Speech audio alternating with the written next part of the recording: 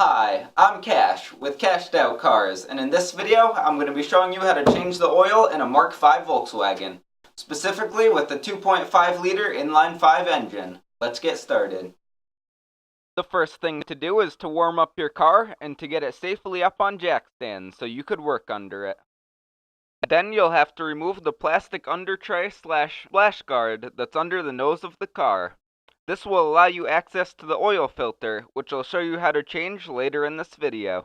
This panel is held on by a series of Torx screws. Once the screws are out, you could slide the panel towards the back of the car and remove it. Once that's out of the way, it's time to get the old oil out of the car. To do this, you'll have to remove the drain plug from the oil pan, which will allow the oil to flow out of the car. Position an oil catch can or container under this to catch the old oil. Next, crack the drain plug loose with the correctly sized socket or wrench and then begin unscrewing it by hand. While doing this, I like to press back up against the bolt to prevent any oil from coming out before you want it to. Once the bolt is pretty close to all the way out, get ready to pull the bolt out of the way to ensure that the oil flows right into the catch can and not all over the floor. Then let the oil drain out until nothing comes out, or until there's just a very slow drip. Once it's at this point, wipe off any excess oil and screw the plug back in by hand. Then you'll want to torque down this bolt to make sure it's seated properly. The torque spec that I used is 22 foot-pounds.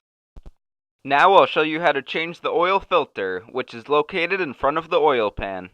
The first thing to do is to drain the oil filter canister, which is what the actual oil filter that you're going to change is in.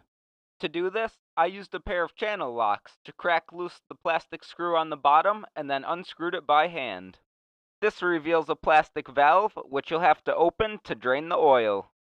To do this, use some sort of small Allen wrench or screwdriver and push the valve up and to the side. This will lock it in place and allow the oil to drain out.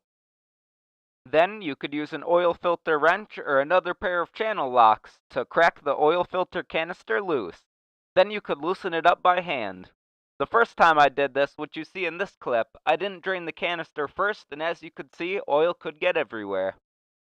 Then you could pull the filter out and this rubber O-ring, and then replace it with the new one. When you put your new O-ring back in the car, I like to get some oil on it so it slides back into place and seats in nicely.